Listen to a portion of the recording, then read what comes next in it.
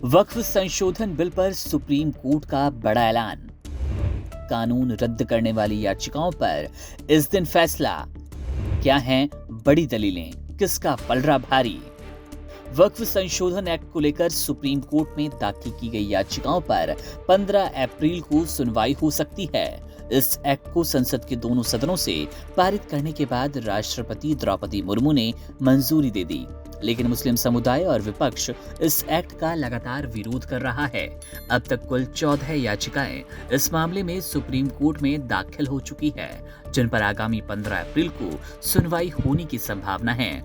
इस एक्ट के खिलाफ याचिकाएं दायर करने वालों में प्रमुख राजनीतिक दलों और संगठनों के सदस्य शामिल है। द्रौपदी मुर्मू द्वारा इस बिल की मंजूरी के बावजूद वक्फ संशोधन एक्ट को लेकर मुस्लिम समुदाय और विपक्षी दलों का विरोध लगातार जारी है। इस एक्ट का मुख्य उद्देश्य वक्फ की संपत्तियों के प्रबंधन और नियंत्रण को लेकर सुधार करना है, लेकिन इसका विरोध करने वालों का मानना है कि ये एक्ट मुस्लिम समुदाय के मौलिक अधिकारों का उल्लंघन करता है।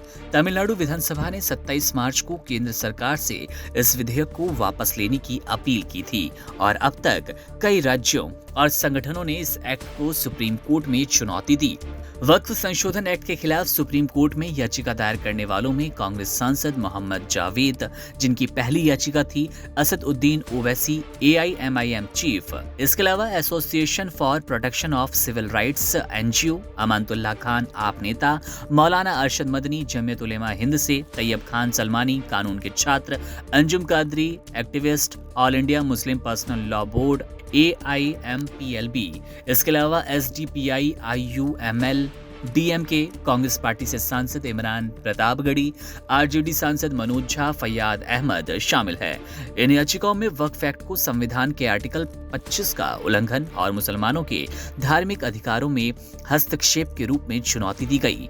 All India Muslim personal law board के वकील एडवोकेट MR शमशाद ने इस एक्ट को भेदभावपूर्ण संविधान के आर्टिकल 25 का उल्लंघन बताया। उनका कहना है कि इस संशोधन के द्वारा धार्मिक मामलों में हस्तक्षेप किया गया, जो कि संविधान के तहत मुसलमानों को प्रदान किए गए धार्मिक स्वतंत्रता के अधिकार के खिलाफ है। अब देखना दिलचस्प होगा, सुप्रीम कोर्ट में संभावना जताई जा रही है कि 15 अप्रैल वो दिन होगा जब इन सब की याचिकाओं पर सुनवाई होनी है। क्या सुप्रीम कोर्ट से कानून रद्द हो जाएगा या फिर सरकार इस कानून में विजय प्राप्त करेगी, ये देखना दिलचस्प रहने वाला है।